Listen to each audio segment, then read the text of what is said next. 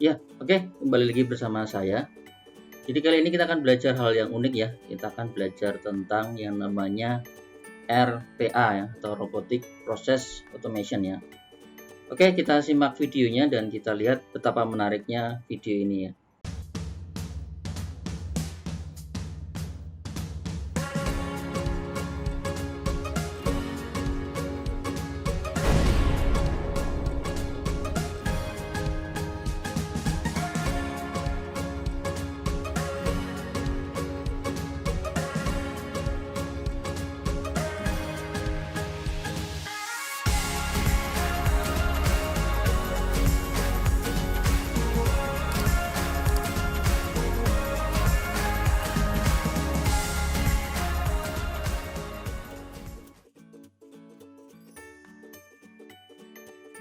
Ya, oke. Mungkin dalam beberapa video-video saya sebelumnya, saya mungkin sedikit jelaskan tentang RPA dan apa itu RPA ya.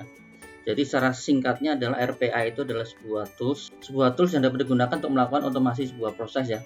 Misalnya di sini adalah contoh kita mengambil informasi dari sebuah web untuk scraping. Nah, hasilnya nanti disimpan atau dimasukkan ke dalam sebuah aplikasi yang lainnya.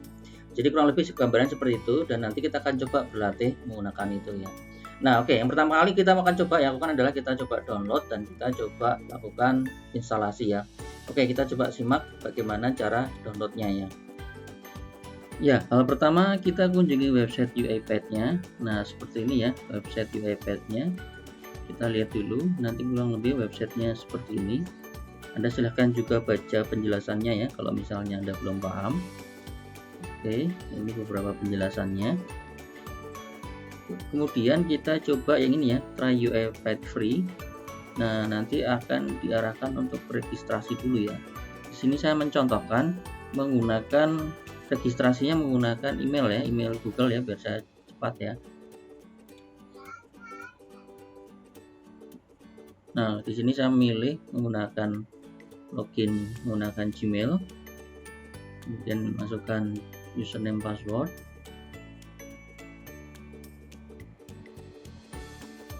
Nah, kemudian di sini ada beberapa informasi yang harus dilengkapi. Silahkan dilengkapi dulu.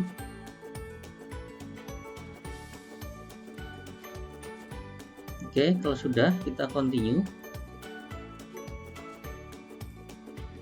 Nah, inilah tampilan dashboardnya, bentuknya seperti ini. Dan silakan Anda lihat di sebelah kanan itu ada download studio ya. Jadi silakan download Studio X-nya, silakan Anda klik yang sebelah kanan. Nah, di sini ada pilihannya dan silakan tunggu karena ini lumayan cukup besar ya. Nah, oke, setelah berhasil download, selanjutnya kita akan coba buka aplikasinya. Di sini aplikasinya juga cukup menarik ya, bisa Anda lihat nanti bentuknya kurang lebih bisa Anda lihat seperti ini ya. Dan di sini akan kita berikan tutorial bagaimana cara membuat sebuah otomasi sesuai dengan tutorial yang diberikan oleh UiPath ya. Ya, langkah selanjutnya kita install aplikasinya ya, dari mentah tadi kita yang sudah download, kita install. Nah, di sini ada beberapa pilihan, kita pilih yang community license ya. Ini ada community license yang kita pilih. Nah, pastikan Anda terkoneksi ke internet ya, kalau tidak nanti seperti tadi ya. Oke, di sini silahkan pilih. Contoh saya menggunakan Studio Pro Community untuk profilnya, profil tampilan studionya ya. Nah, kemudian ini source controlnya, kalau ini buat kolaborasi, saya menggunakan Git ya tadi ya. Oke, kita tunggu untuk instalasinya.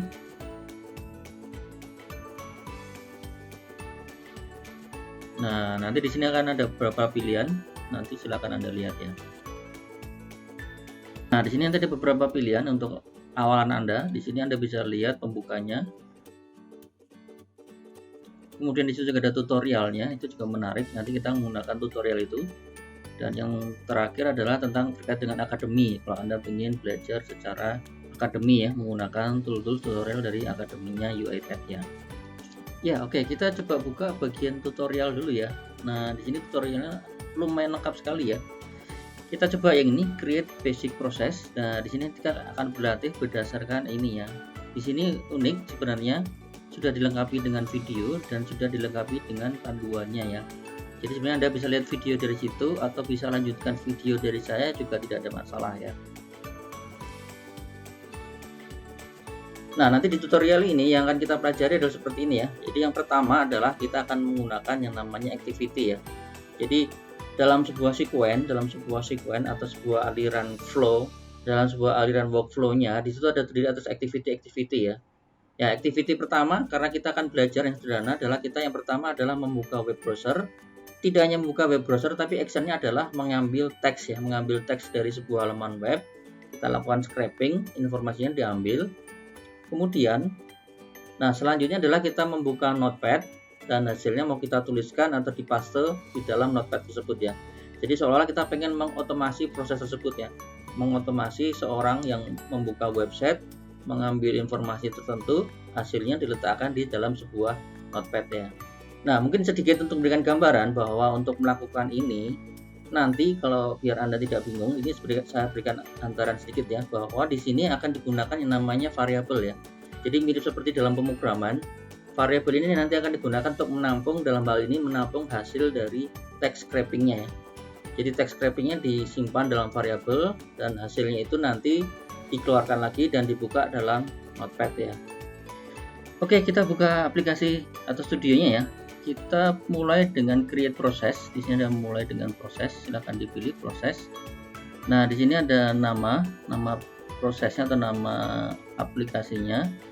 Silahkan Anda isi, terserah. Contoh di sini saya menggunakan latihan UiPath 1 misalnya ya. Oke, kemudian lokasinya nanti diletakkan di folder tertentu yang memang terkait dengan project UiPath Anda ya. Oke. Kemudian deskripsinya juga boleh dilengkapi ya, boleh dilengkapi sesuai dengan deskripsi project yang akan dikerjakan ya. Kemudian kita tunggu. Memang di sini mungkin agak sedikit lama ya, karena dia harus loading beberapa komponen dan library.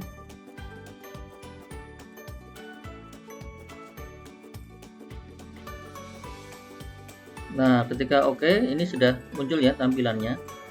Di sini nanti kita pilih open main workflow ya. Jadi kita akan buka workflow utamanya yang tadi saya sebutkan, aliran workflow-nya. Nah, kita open ya. Nah, nanti tampilannya masih kosong di sini ya. Masih kosong seperti ini. Nah, untuk memulai kita pilih bagian ini ya, drop activity here. Jadi ini menambahkan aktivitas yang pertama. Kemudian nanti akan muncul beberapa pilihan. Jadi ini semacam berbagai macam activity yang bisa dikerjakan oleh UiPath ya. Jadi Anda bisa melakukan apa saja berdasarkan activity di sini ya. Nah, kemudian kita pilih activity yang open browser ya. Sesuai skenario tadi di awal, kita pilih yang open browser ya. Ketika Anda pilih, nanti bentuk tampilannya kurang lebih seperti ini ya. Ya, selanjutnya Anda bisa atur-atur ukuran studionya sesuai dengan kebutuhan Anda. Kita coba untuk membuat open browser ya. Di sini saya coba menggunakan alamat yang ini sebagai contoh saja ya. Di sini saya menggunakan alamat ini, saya copy URL path-nya, kemudian saya paste di bagian kotak itu ya. Nah, kemudian untuk memastikannya, mungkin di sini bisa Anda lakukan dengan langsung F5 atau debugging juga boleh ya. Ketik aja run atau F5. Nah, oke, di sini terlihat sebenarnya masih ada error ya. Oke. Untuk memperbaikinya di sini digunakan kutip ya. Kutip di dalam URL-nya, kita cek ulang dan kita running ulang. Dan akhirnya di sini sudah berhasil ya. Jadi di sini bagaimana menggunakan activity untuk open browser, tahap pertama sudah berhasil. Nah, jadi kalau gambaran activity-nya nanti kurang lebih seperti ini ya. Kurang lebih gambaran activity-nya adalah kurang lebih ini. Jadi ada dua activity. Activity yang pertama adalah open browser ya, membuka browser. Do-nya apa? Do-nya adalah dia mengerjakan apa? Mengambil teks tertentu, nanti akan dicoba dilihat bahwa teksnya dari sebuah website mau ngambil bagian mana ya, bagian mana otomatis nanti akan diambil ya. Ambil tag, hasilnya disimpan di variabel ya. Ini activity pertama. Nah, di sini di dalam open browser ada bagian do-nya, ini ditambahkan activity-nya ya. activity di bagian do kita mau menggunakan get visible text ya. Jadi silahkan cari activity get visible text. Nah, di sini juga setelah get visible text kita cari indicate element inside browser. Ini bagian yang menarik, kita akan mencari bagian dari browser mana yang mau kita ambil. Contoh saya pengen ngambil judulnya, di sini pengen ngambil Xiaomi Redmi bla bla bla ya, dan ini yang mau saya ambil. Kemudian nanti akan muncul ya di situ di bagian get visible text-nya ya.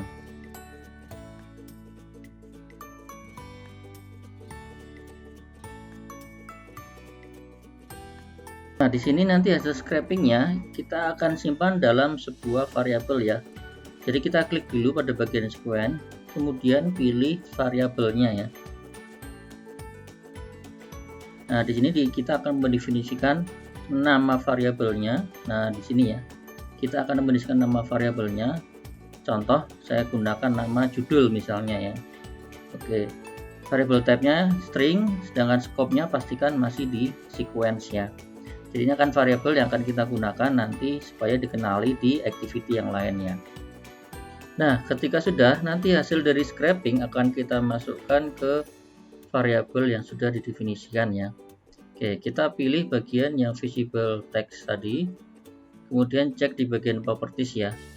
Nah, di bagian output ini Anda setting untuk ke judul. Nah, ini ketika Anda ketikkan judul, nanti akan termapping atau akan muncul variabel judul ya.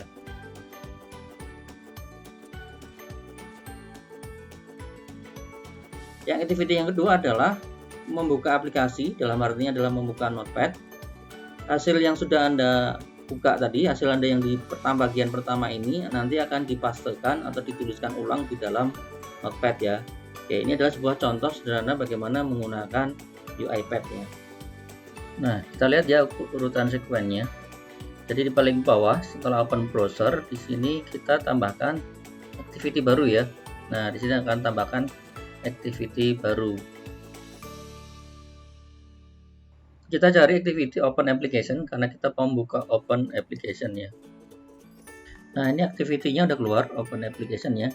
Jadi sekuennya juga udah bisa Anda lihat ya dari open browser, dia lanjut ke open application ya. Oke.